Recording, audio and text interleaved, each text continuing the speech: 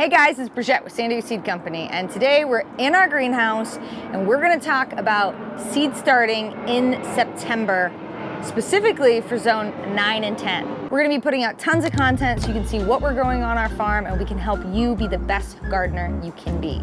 Okay, so let's talk about seed starting zone 9 and 10. So this information is relevant even if you're not in zone 9 and 10 because the same thing is happening across the United States. We are moving into fall. So the days are getting shorter, the nights are getting cooler, temperature overall is starting to get cooler. And these crops here like to grow in days that are shorter and the temperatures are cooler. Now, depending on where you are, you might have to start these sooner than we do in zone 9 and 10. Just look up that information for your specific area. So for us, here in zone 9 and 10, carrots, which we actually grow year round here with a little bit of crop protection. We could talk about that later. Broccoli, cabbage, cauliflower, these are collectively called cole crops, or brassicas is the family they belong to, as well as kale. Beets, another root crop that you can grow year round here. Radishes. So these are just some of the cool season crops that you can plant now. And the reason why I want you guys to start thinking about this is what new gardeners often do is they wait until it's cool to start these crops because these crops do like cool temperatures, and it's often too late.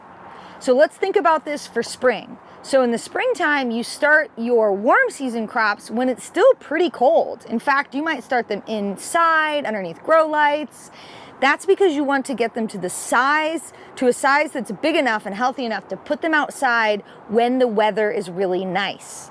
So you got to do the same thing with fall crops. We're going to start them now, even though it's really hot, but when it cools off in November or October, we're going to have our baby plants to put into the ground and they're going to thrive.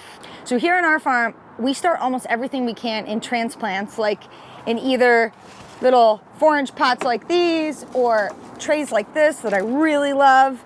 And we do that because water is so expensive and I can really make sure my plants are moist in trays like these versus in ground.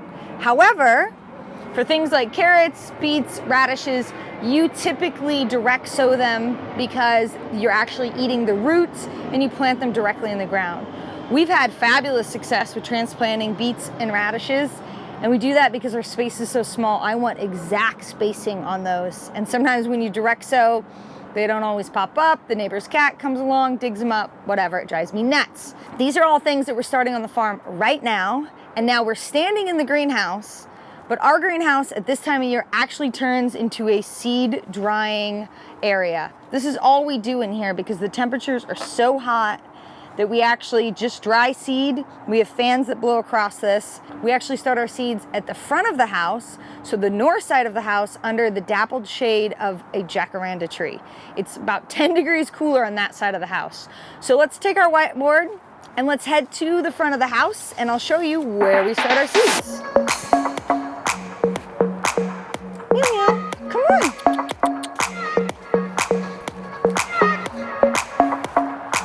Babies! I have babies! Look at this! That never gets old, I swear. One day there's no plants, and then you come out and then you see plants, and it's just the most magical feeling. I love it. Okay, so here we are.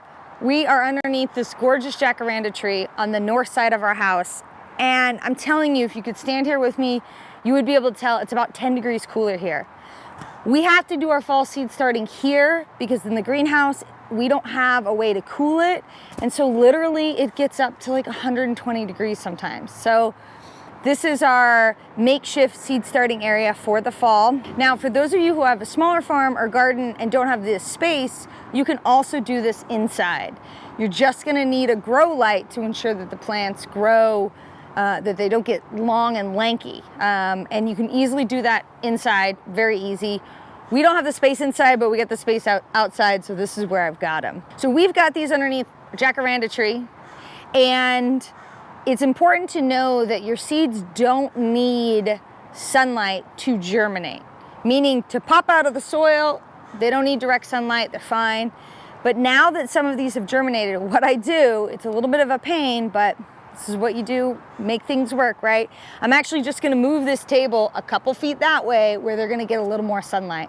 Now it's still on the north side of my house. It's still a lot cooler. I'm gonna monitor them daily. But this is how I get my cool season crops every single year, so it works really well for us. One key to our success is these trays, okay? So you'll notice that I have these little tiny trays set into these, what we call bottom watering trays. This is such an important piece of equipment for us on our farm because it holds in moisture. So first of all, we save water. I also can guarantee that my plants have plenty of moisture in these trays. You can see right now they're totally, if you could feel it, you could feel that it's heavy and it's totally moist and there's no water sitting in it. But once these start to dry out, I'll actually just put water in the bottom of these trays, and it's just a little bit of a fail-safe to help me from accidentally forgetting and letting these guys dry out, because if they dry out, they will die. You don't have to necessarily go out and buy these trays. These are great ones. You could use anything that holds moisture. So you could use a plastic, Tupperware bin. You can use the little round saucers that you get from the bottom of pots. The point is this is sitting in moisture and sucking moisture up through here, so you're guaranteeing that this whole thing has moisture inside. That's very important. The one thing that you can do wrong with this is if they are sitting in water for too long, if this is saturated and there's still water in the bottom of it, you're basically gonna rot your seeds, or your plants can drown because they're just sitting in water with no oxygen. So the way it should work is you should put water in here. Once these become full of moisture, if there's still water sitting in it, you dump it out so that they're not just sitting in stagnant water. So I've got lots going on here. You can see that we try to put about one seed, more or less, in each pot. That's because I don't like to do a lot of thinning later. Thinning is necessary if you want really healthy crops. You can see over here, we got some bok choy, and these guys are perfect size to do some thinning. So I don't want 3 in here. So I'm gonna go out and make a decision and go ahead and pull those. This one sprouted later, so I'm gonna pull it. And I know it's really hard because something about pulling plants is just like really pulls at your heartstrings for sure. But I only want one plant to thrive in each of these pots versus having really crowded plants that are fighting for oxygen, moisture, fertilizer, all of those things. So you can see we only planted these a few days ago, and we already have our early bird cabbage. We've got, our poppies aren't quite up yet, but we've got our bok choy. We've got more broccoli here. Ooh, our black magic kale. Favorite. Love that kale. Doesn't taste like kale, that's why I love it. Cilantro's already popping up. So we got tons of stuff here. Now, let's do a little overview of what you need to consider for fall seed starting. If you're in zone 9 and 10, it's really hot. You cannot do this in direct sun, in the heat and the hot of the day. You're gonna either have to build a shade area, do it inside, find a cool area on your property, something. They need to be protected. Okay, so let's review what we're planting this time of year. So we have all of our cole crops, everything in the brassica family. So that's broccoli, cabbage, cauliflower, all of your dark leafy greens, so your kales, all of those things. Your root crops, your carrots, your beets, your radishes, all of your Chinese greens, bok choys, mustards, all of those things you start now because they're gonna wanna grow through the cool season. Don't feel pressured to start everything that you need for the season at once, because then what happens? You get overwhelmed, you have too many plants, not enough space, things get wasted. And if you plant everything at the same time, then you have to harvest everything at the same time. Instead, I suggest that you do succession planting.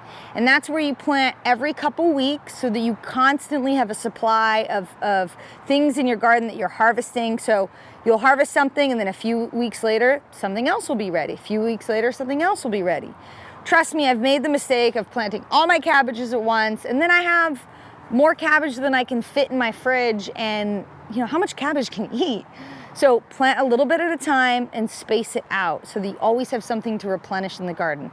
That's called succession planting. It is a pro tip. It is what, expert farmers and growers do. If you're interested, on our website, we have a worksheet that you can actually put in the information. It'll tell you when to plant what, when to plant what, when to plant what, when to plant what, which is really great.